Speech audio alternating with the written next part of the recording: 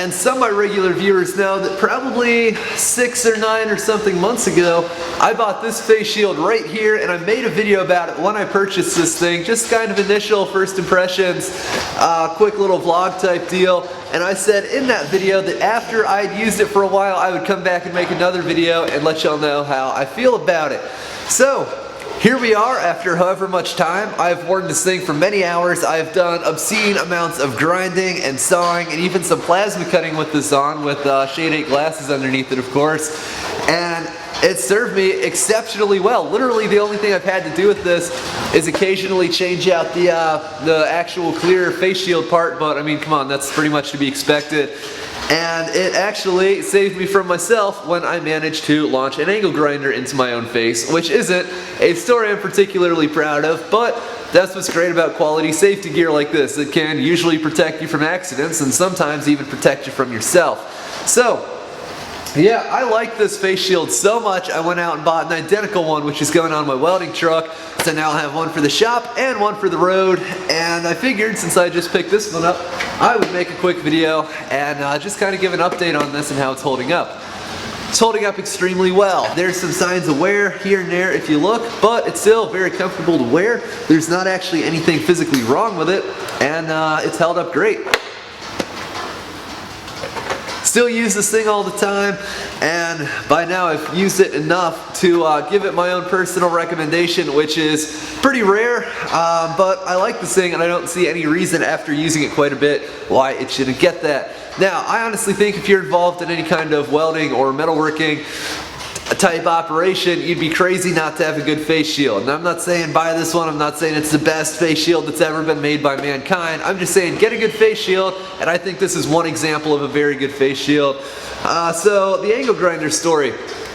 Well, as you guys know, if you got a piece of steel like this, you'll want to grind on it in one direction, because if you kind of go back the other way, then the wheel is pushing against the material and the grinder might want to kind of come back at you a little bit.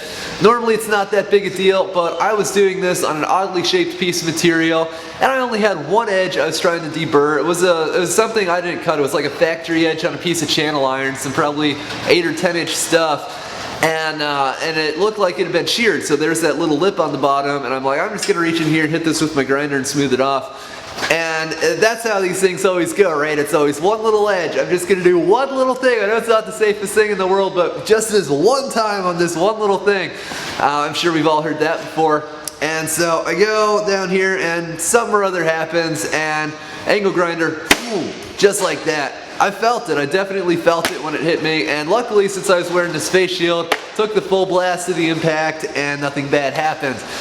I don't really know how it happened. It was really fast. It happened probably 6 months ago now, but that was the only time I've really tested this face shield for its intended purpose, which is to protect you from things hitting you in the face, obviously. And it's served me very well. I like this thing. It's proven to be extremely resilient. It's got this plastic shell which looks like cheap hard plastic, but it's actually very bendable and flexible. It absorbs impacts very well. This thing's been knocked off of tables, off of chairs, accidentally stepped on before, and it's taken it like a champ. It really has. So that is my my quick update review on this, and by extension on this. Haven't really used this one as much as you can see, but I'm not really holding my breath for a whole lot in the way of problems here. I really like these things, and I also like the Pliers American-made version of these, as I found out after I had bought mine, and in hindsight I would have tried to get that one. I think you'd be crazy not to have a good face shield, and this is an option that's on the market right now that I would give my personal recommendation to. And I like it, you know, there's not really anything bad to say. It does its job.